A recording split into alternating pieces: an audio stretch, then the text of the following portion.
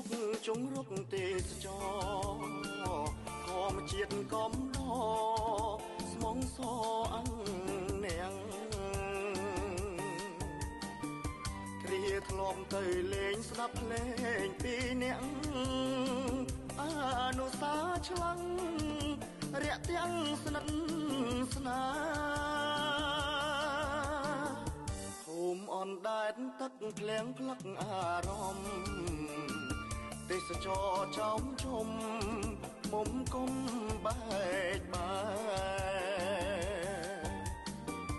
ទូកនេសាទតូលចូលចតលំហើយ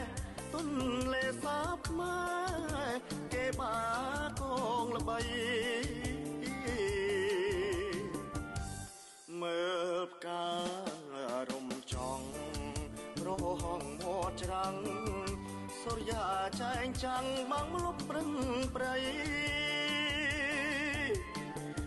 វាយោត្រជាងធ្លៀងពីនិរដីសៀមរៀបនេះសាយថ្លៃកូន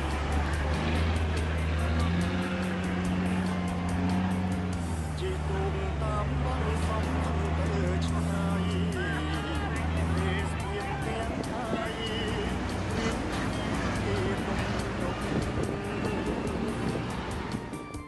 ណលបត់គោកណលបាត់ទូ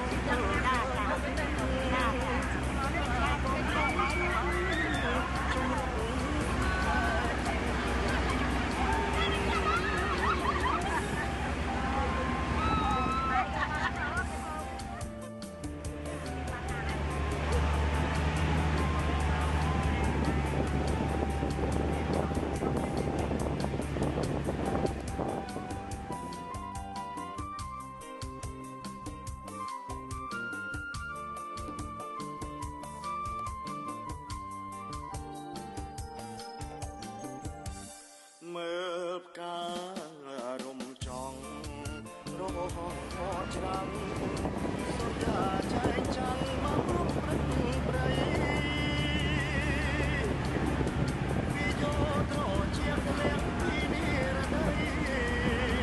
សៀមរៀបនេះសាយថ្លៃកំពុងភ្លុកជីទូកតាមបាំងសំឡឹងទៅឆ្ងាយទេសភាពទាំងហើយរីជាទំនុកខ្នល់បត់គោកក្ដុលបានយល់ឃើញមុខការកំពុងភ្លុកជំរុកស្នេហ៍